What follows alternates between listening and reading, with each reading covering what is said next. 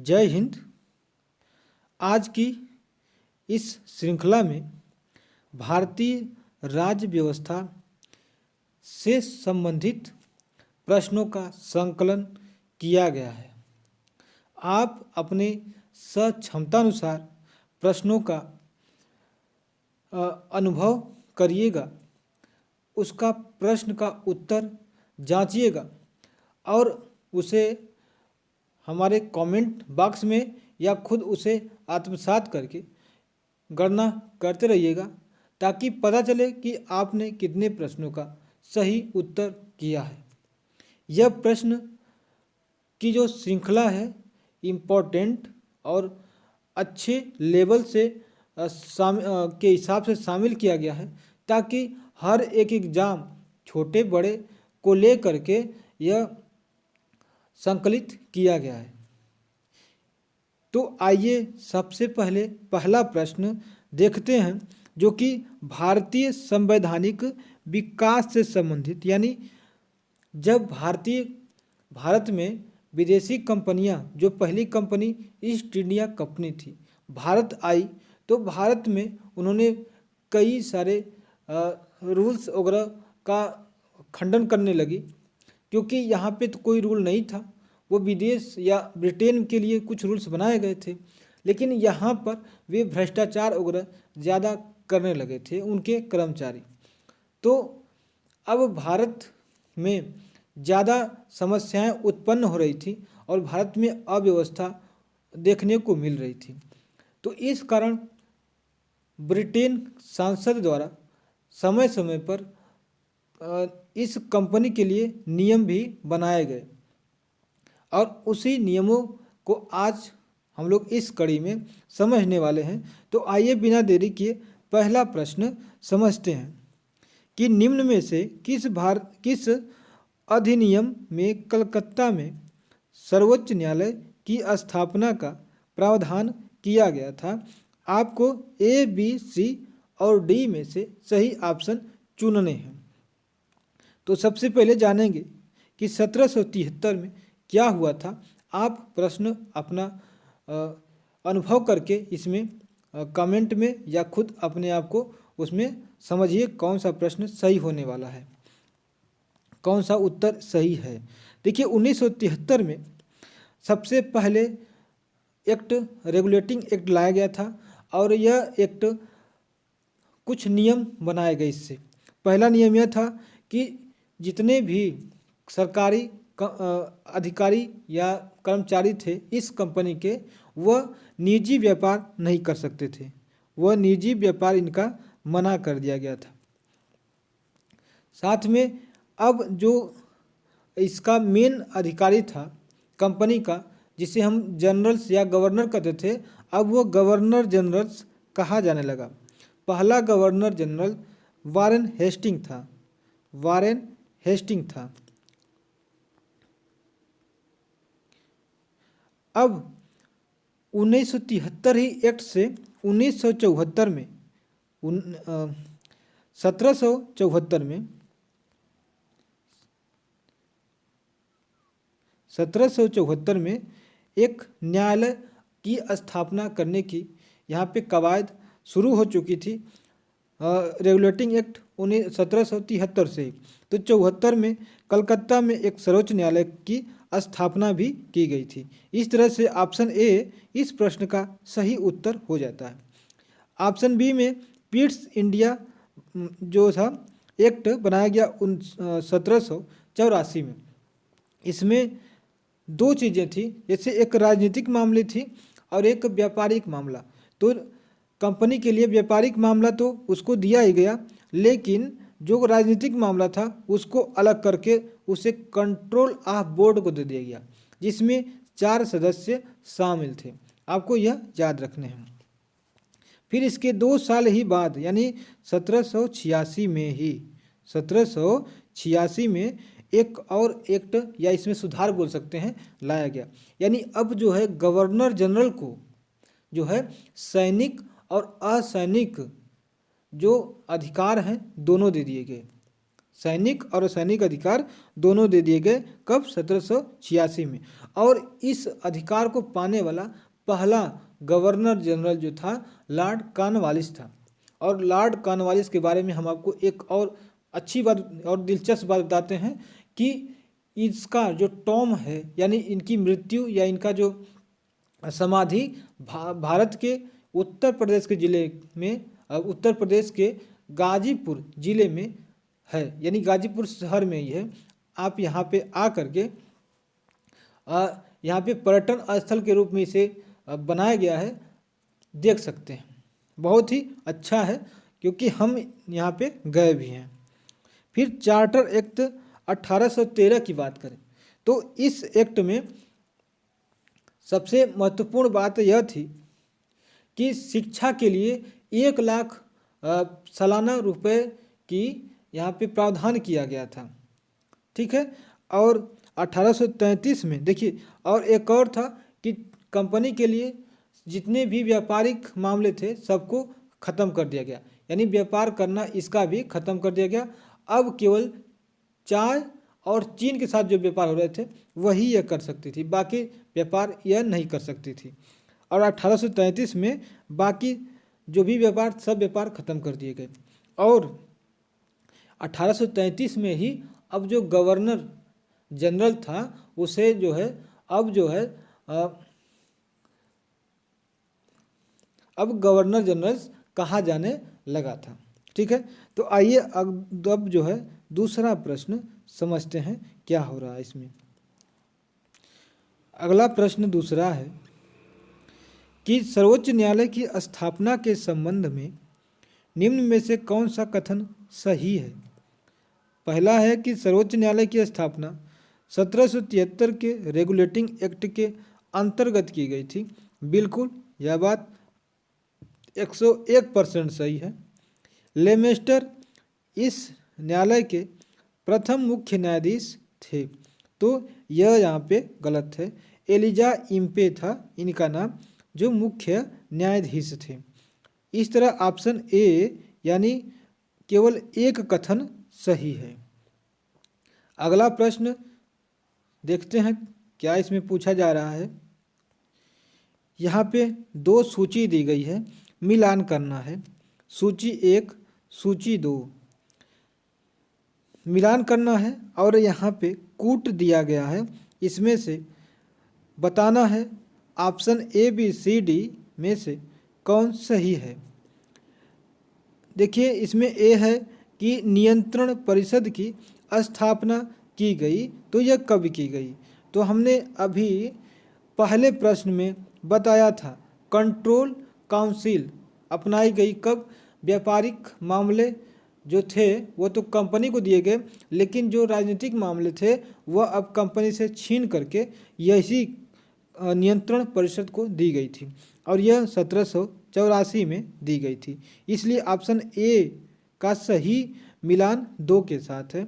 सर्वोच्च न्यायालय की स्थापना किस अधिनियम से, तो आप इसको 2 बार पढ़ चुके हैं। नियामक अधिनियम 1773 के साथ चला जाता है। इंग्लिश मिशनरियों को भारत में कार्य करने की अनुमति दे दी गई। जो इंग्लिश मिशनरी थे उनको भारत में अब कार्य कर सकते थे, तो यह सही ऑप्शन हो जाएगा किसके साथ, तो यह चार्टर अधिनियम जो है 1813 के साथ सही हो जाएगा। जबकि गवर्नर जनरल की परिषद में कानूनी सदस्य की नियुक्ति चार्टर अधिनियम 1973 के साथ सही चला जाता है। और इस तरह इसमें ऑप्शन बी इस प्रश्न का सही उत्तर है। देखिए, सी का सीधे 3 के साथ, डी का 4 के साथ, और सर्वोच्च न्यायालय की स्थापना हमने बताया कि यह कब था, 1773 में, और 1784 में था बोर्ड ऑफ कंट्रोल की स्थापना। आइए अगला प्रश्न 4 कह रहा है कि इनमें से भारत में अंग्रेजी शिक्षा का नींव पड़ी, तो अंग्रेजी शिक्षा के नींव के लिए कौन कौन से कथन जिम्मेदार थे, उसके साथ आपको कूट ABCD में से बताने हैं। तो ऑप्शन इसमें कथन है एक कि 1813 का चार्टर एक्ट इसमें शामिल है, यानी अंग्रेजी शिक्षा की नींव डालने के लिए जरूरी था। तो 1813 में शिक्षा के लिए 1 लाख रुपए का प्रावधान किया गया था। 1 लाख रुपए का प्रावधान किया गया था और इसी समय ओरिएंटल शिक्षा होती है जिसे हम प्राच्यविद कहते हैं। ठीक है, प्राच्यविद मतलब कि जो जिस भाषा में समझ सकता है उसको उसी भाषा में सिखाई जाए कोई भी चीज़, उसे कहते हैं ओरिएंटल लैंग्वेज या प्राच्यविद शिक्षा। लेकिन इसको यहाँ पे हतोत्साहित कर दिया गया और आंग्लविद यानी इंग्लिश, यानी हर एक चीज़ को पढ़ने के लिए आपको अंग्रेजी भाषा में ही पढ़ना होगा, इसको यहाँ पे ज़बरदस्ती थोप दिया गया। तो यहाँ पे देख रहे हैं अंग्रेजी शिक्षा को लागू करने के लिए किस तरह से तैयार धीरे धीरे किया जा रहा है। अब जब दूसरा कथन पढ़ते हैं तो 1823 की बात आती है। इस समय एक कमेटी बनाई गई पब्लिक इंस्ट्रक्शन के लिए और इसका जो अध्यक्ष था लॉर्ड मैकाले था। आपने लॉर्ड मैकाले का नाम सुना होगा। यह अंग्रेजी शिक्षा की नींव के लिए जो है बड़ा ही जिम्मेदार है। इसी के काल में Lord William Bentinck governor general बन के आया। पहला गवर्नर जनरल भी था, यह पूरे भारत का गवर्नर जनरल बन के आ गया था। और इसी के समय में 1834 में यहाँ पे एक रूल्स लाए गए जिसमें पूरे अनुमति के साथ अंग्रेजी शिक्षा को यहाँ पे लागू कर दिया गया। ठीक है, और यहाँ पर देख रहे हैं यह भी इसके लिए जिम्मेदार है। तीसरा है प्राच्यविद और आंग्लविद विवाद। बीच में कई बार ऐसे विवाद होते दिखे। कुछ लोग चाहते थे कि अंग्रेजी शिक्षा ही शिक्षा का माध्यम न बने, बल्कि जो वहाँ के मूल भाषा है उसी में शिक्षा दी जाए। जबकि अंग्रेजी जो विवाद थे या विद थे वो कहते थे कि हर एक शिक्षा को अंग्रेजी शिक्षा में तब्दील कर दिया जाए। इसलिए जो ऑप्शन डी है प्रश्न का सही आंसर हो रहा है। आप भी अपना सुझाव इस प्रश्न को लेकर के दे सकते हैं, जो हमारे लिए भी एक ज्ञान का स्रोत या और स्रोत बनेगा और इससे भी हम कुछ सीख पाएंगे। चलिए तो अगला प्रश्न समझते हैं। अब प्रश्न यह रहा, जो आपके साथ प्रश्न हमने साझा कर चुका है इसके बारे में जानकारी, लेकिन फिर भी आइए देखते हैं प्रश्न का उत्तर क्या होने वाला है। आप भी बताइए कि किस अधिनियम के द्वारा ब्रिटिश सांसद ने चाय और चीन के साथ व्यापार को छोड़कर ईस्ट इंडिया कंपनी के भारत के साथ व्यापारिक एकाधिकार को समाप्त कर दिया था। तो हमने आपको बताया था कि 1833 का जो चार्टर अधिनियम है इसमें जो है सभी जो भी अधिकार थे व्यापारिक मामले सब समाप्त कर दिए गए। जितने भी आधिकारिक मामले थे, व्यापारिक मामले थे, सब समाप्त कर दिए गए। और इस समय जो बंगाल का गवर्नर जनरल होता था अब पूरे भारत का गवर्नर जनरल बना दिया गया और अब जो है उसे अपने ही जो कानून बनाए गए थे उसे निरस्त करने का भी अधिकार इसमें दे दिया गया। 1853 का भी अधिकार चार्टर अधिनियम था, जो कि लास्ट चार्टर अधिनियम था, और 1873 का कोई चार्टर अधिनियम था ही नहीं। उसके बाद जो है 1858 के बाद जो क्रांति हुई 57 वाली, उसके बाद सब कुछ बदल गया। इसलिए इस ऑप्शन का सही प्रश्न का ऑप्शन होगा जो है 1813 का चार्टर अधिनियम। इसमें कंपनी के साथ सारे अधिकार समाप्त कर दिए गए थे। तो आइए अगला प्रश्न देखते हैं।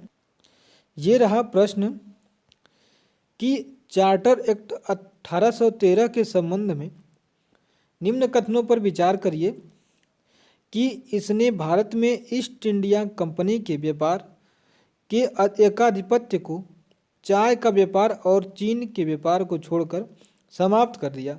बिल्कुल 110% ही सही है। दूसरा है कि इसने कंपनी द्वारा एकाधिकार में लिए गए भारतीय राज्य क्षेत्रों पर ब्रिटिश राज की संप्रभुता को सुदृढ़ कर दिया था। ठीक है, यह बताने हैं कि यह सही होगा कि नहीं। तीसरा है कि भारत का राजस्व अब ब्रिटिश सांसद के नियंत्रण में आ गया था। ठीक है, आप बताइए प्रश्न का उत्तर क्या होने वाला है। बताइए इस प्रश्न का सही उत्तर क्या है। तो पहला हमने बताया बिल्कुल सही है। दूसरा यहाँ पे यह भी सही है क्योंकि 1813 में ब्रिटिश राज का जो संप्रभुता है उसको सुदृढ़ कर दिया गया, क्योंकि जो भी नियम और रूल्स बनाए जा रहे थे ब्रिटिश संसद के द्वारा ही बनाए जा रहे थे। और फिर 1813 में इस एक्ट के द्वारा कंपनी के जो अधिकार थे 20 साल के लिए बढ़ा दिए गए थे। तो यह भी सही है।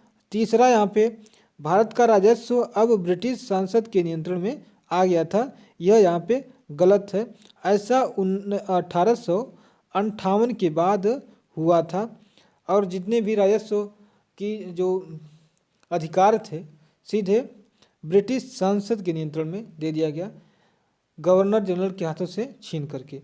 अब गवर्नर जनरल अब रहा नहीं, वह हो गया था वायसराय। साथ में उसका एक और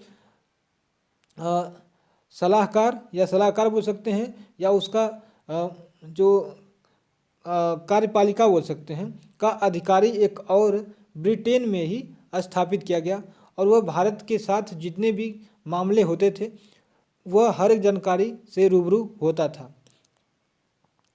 यह रहा अगला प्रश्न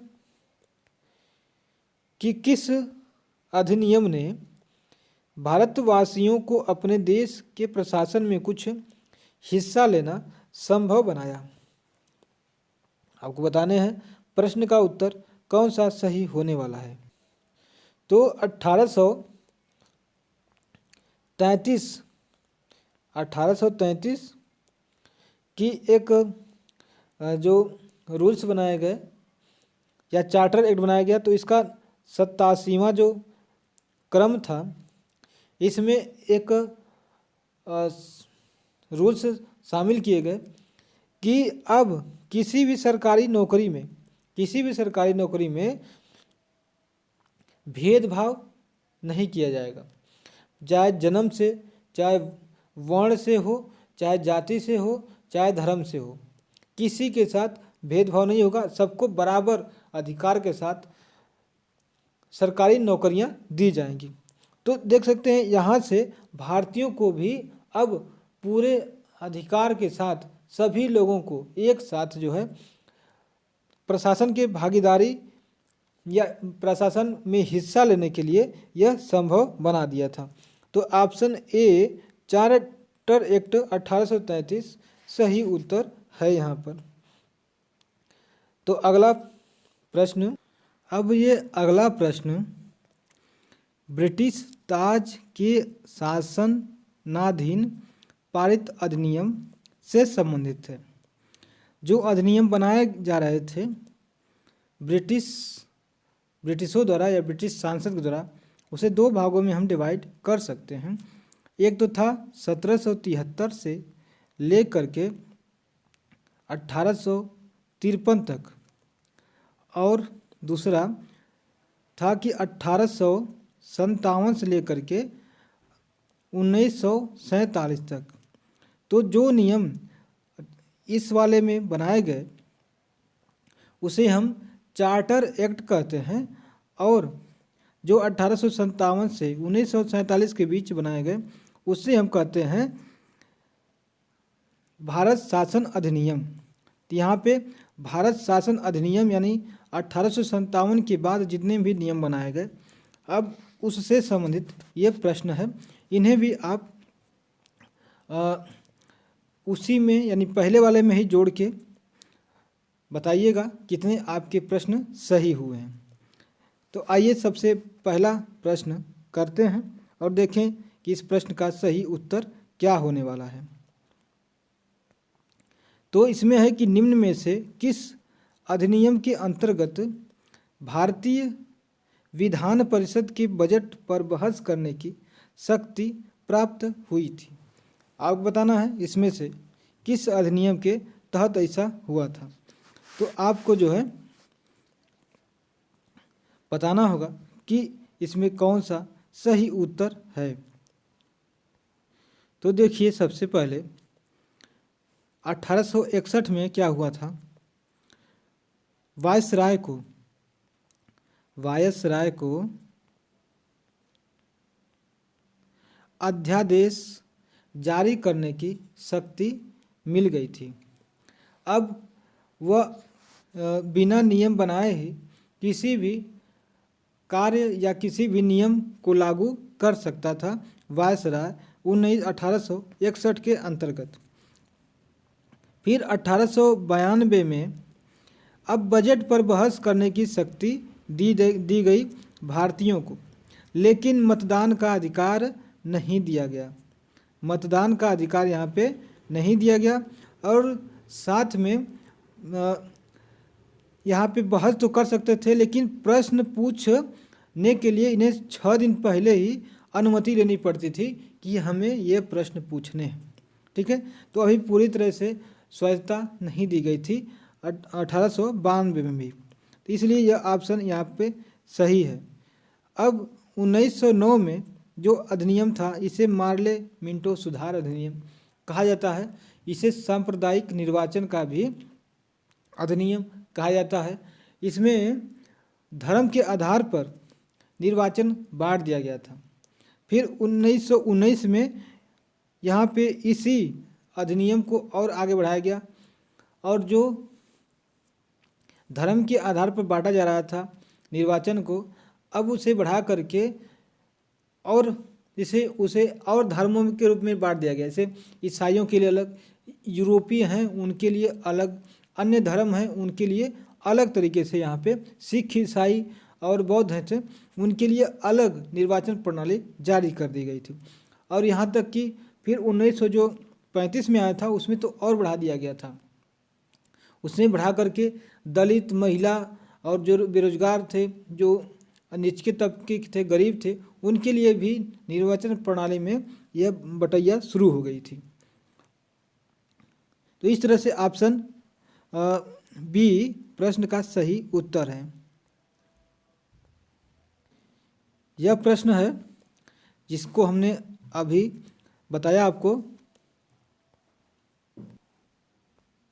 तो प्रश्न का सही आंसर आप बता सकते हैं कि सांप्रदायिक प्रतिनिधित्व की व्यवस्था किस अधिनियम के द्वारा की गई थी। हमने बताया कि पहला था मार्ले मिंटो सुधार 1919 के द्वारा। अगला प्रश्न है कि भारत में संघीय न्यायालय की स्थापना कब की गई थी। आपको बताने हैं कि संघीय न्यायालय की स्थापना कब की गई थी।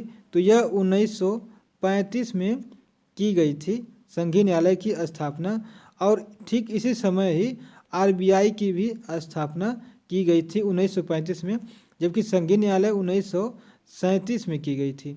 लेकिन यह अधिनियम 1935 का ही था। तो अगला प्रश्न देखते हैं। देखिए, जिसमें ज़्यादा समझाने की ज़रूरत नहीं है, तो हमें ज़्यादा उसमें समय भी खपाना भी नहीं चाहिए। आइए अगला प्रश्न देखते हैं। अब देखिए, यह प्रश्न है आपके लिए कि संघीय न्यायालय निम्न में से किस वर्ष स्थापित किया गया था।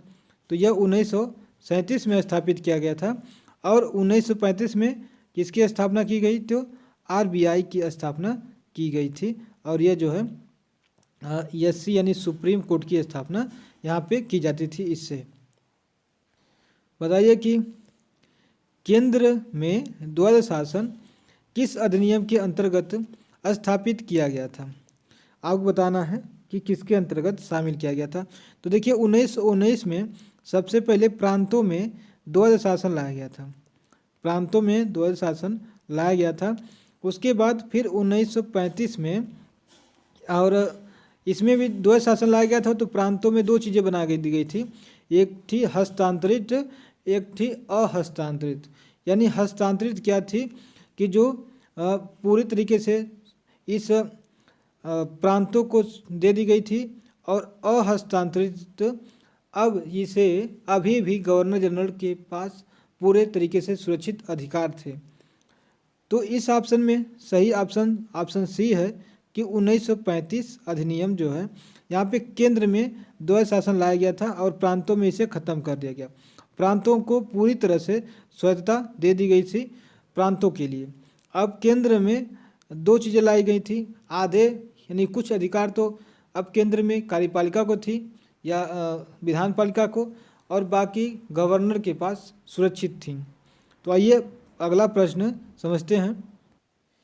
प्रश्न ये रहा कि 1919 के भारत शासन अधिनियम के निम्न में से कौन सी प्रमुख विशेषताएं हैं। पहला है कि प्रांतों की कार्यकारिणी सरकार में द्वैध शासन की व्यवस्था की गई, बिल्कुल यह सही है। और मुसलमानों के लिए पृथक सांप्रदायिक निर्वाचन मंडल की व्यवस्था की गई थी, तो यह तो 1909 में ही कर दी गई थी, तो इसकी यहाँ पे ज़रूरत नहीं है।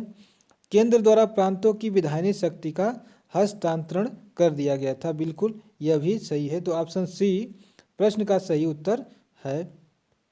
अगला प्रश्न है कि निम्न में से किसने ब्रिटिश भारत में प्रांतीय स्वायत्तता शुरू की थी, प्रांत को स्वायत्तता देना शुरू कर दिया था। तो यह ऑप्शन है 1919 का भारत सरकार अधिनियम था। ठीक है, चलिए अगला प्रश्न देखिए। यह भी प्रश्न पुराने की तरह है कि भारतीय विधान पालिका प्रथम बार द्विसदनीय बनाई गई थी, तो यह भी इसका भी ऑप्शन 1919 ही है, भारत सरकार अधिनियम। और इसी समय विधान पालिका को दो भागों में डिवाइड की गई थी और कुछ विषय ऐसे थे जो हस्तांतरित थे और कुछ जो है अहस्तांतरित थे, यानी आरक्षित थे और हस्तांतरित बनाए गए थे। तो आरक्षित यह पूरी तरह से गवर्नर के अधिकार में था और हस्तांतरित विधान पालिका को दे दिया गया था उस पर नियम और कानून बनाने के लिए।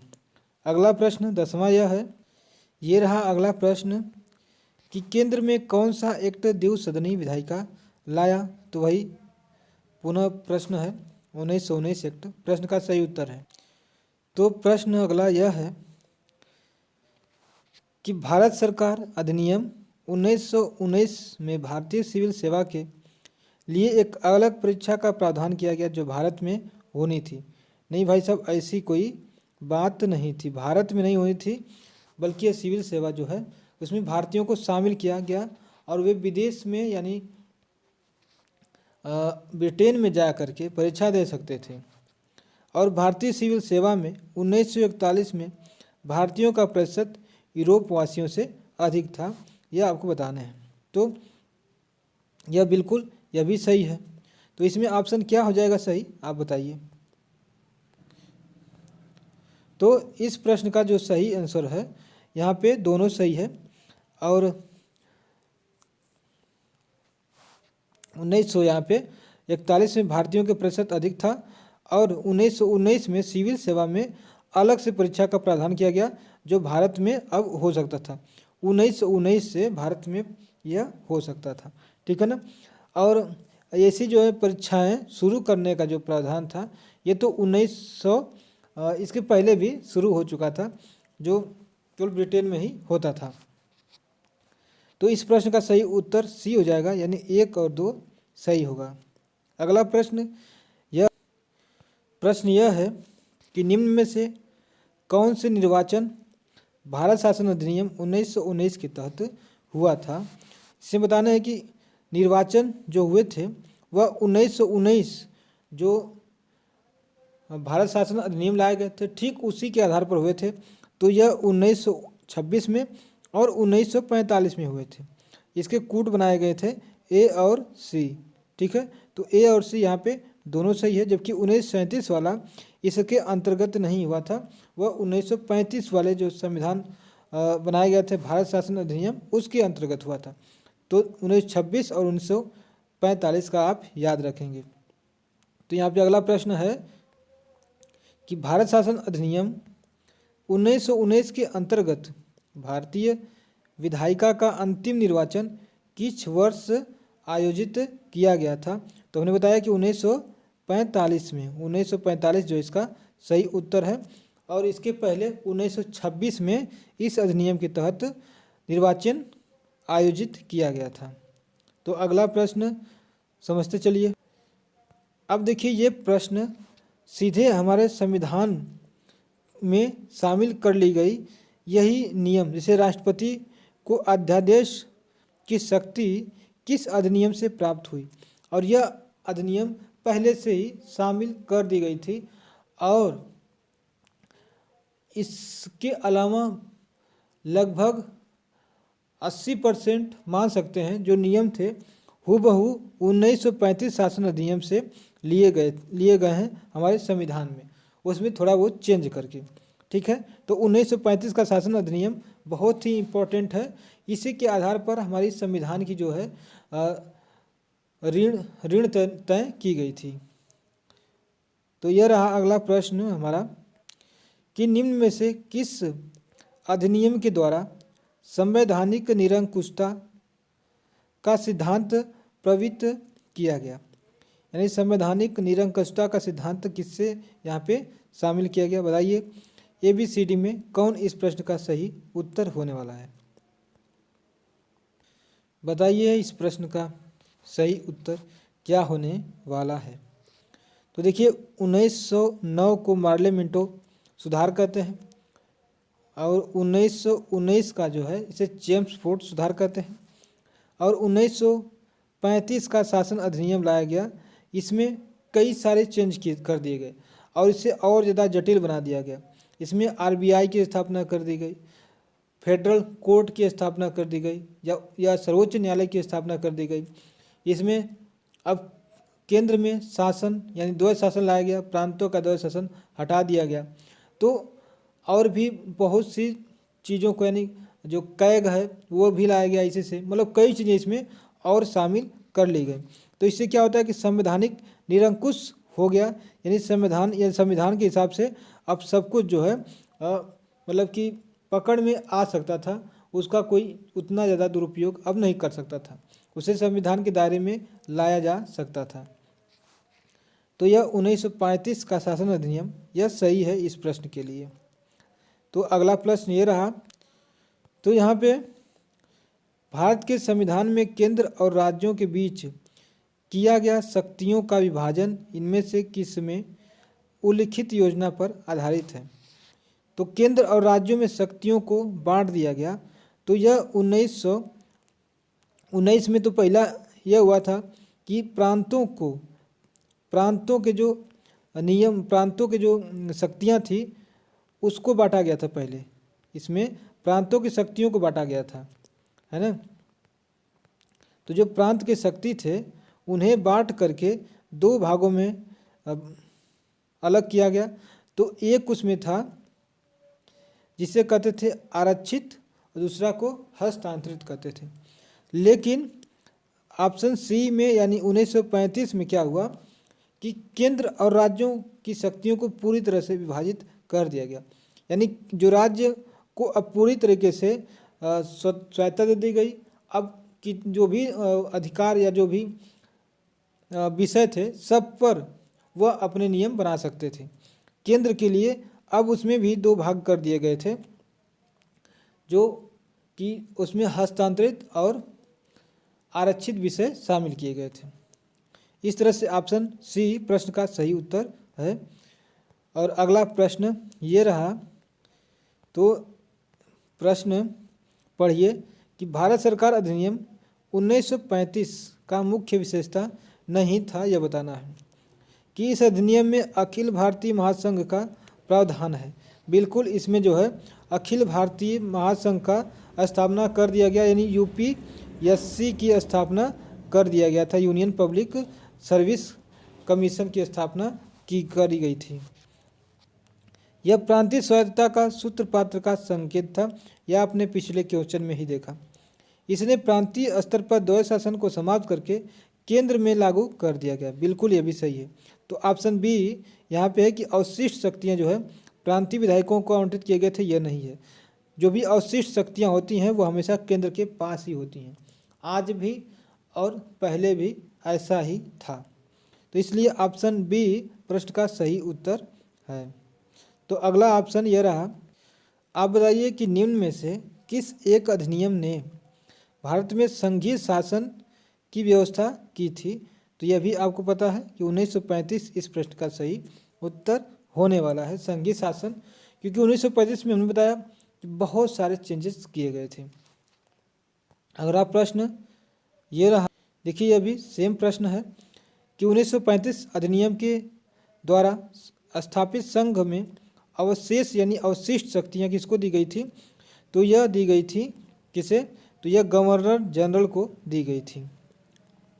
यह रहा अगला प्रश्न, इसमें यह है कि निम्न में से कौन सा एक भारत शासन अधिनियम 1935 में स्वीकार किया हुआ महत्वपूर्ण और अस्थायी अवयव नहीं है। बताना है कि 1935 में किसे शामिल नहीं किया गया। तो देश के लिए एक लिखित संविधान बताना है कि यह है कि विधानमंडल के लिए निर्वाचित और जवाबदेह प्रतिनिधि। बिल्कुल विधानमंडल में निर्वाचन की प्रक्रिया शुरू कर दी गई। अब जब कोई भी निर्वाचन हो के सदस्य विधानमंडल का हो चाहे विधान परिषद का, तो उसमें जवाबदेही हो जाती है। एक संघ की योजना पर विचार किया गया, संघ बनाया गया कि जितने भी राज्य हैं सबको मिला करके एक संघ बनाया जाए, एक राष्ट्र की तरह लिया जाए, ताकि कहीं भी कोई भी किसी देश के द्वारा आक्रमण हो तो सारा राज्य मिलके उसका सामना कर ले। डी में क्या है कि विधानमंडल के लिए सरकारी सदस्यों का समवार्षित या नॉमिनेट किया जाना। बिल्कुल विधानमंडल के लिए भी अब नॉमिनेट किया जाना यहाँ पे सुनिश्चित हो चुका था, लेकिन देश के लिए एक लिखित संविधान अभी नहीं बना था। यह लिखित संविधान नहीं था। लिखित संविधान का अलग ही प्रारूप होता है और उसके लिए अलग कुछ कंडीशन वगैरह होती हैं जो इसमें शामिल नहीं की गई थी। अगला प्रश्न यह है लास्ट प्रश्न इस कड़ी का कि निम्न में से संविधान में से निम्न अधिनियमों में से किस अधिनियम के फलस्वरूप बर्मा को अलग कर दिया गया था। देखिए इसी समय बर्मा को और ओडिशा को अलग कर दिया गया था और एक नया राज्य बना दिया गया था। तो यह है 1935 का गवर्नमेंट ऑफ इंडिया एक्ट यानी भारत शासन अधिनियम। आपके लिए अपनी जिम्मेदारी होनी चाहिए कि आपने कितना प्रश्न सही किया। आप कमेंट में लिखिएगा, जिससे मुझे पता चले कि आप अपने एग्ज़ाम को लेकर के सेंसिटिव हैं। और मेरे लिए अगर कोई सुझाव है तो भी ज़रूर मुझसे साझा करिएगा। जय हिंद, जय भारत। मिलेंगे फिर अगले वीडियो में।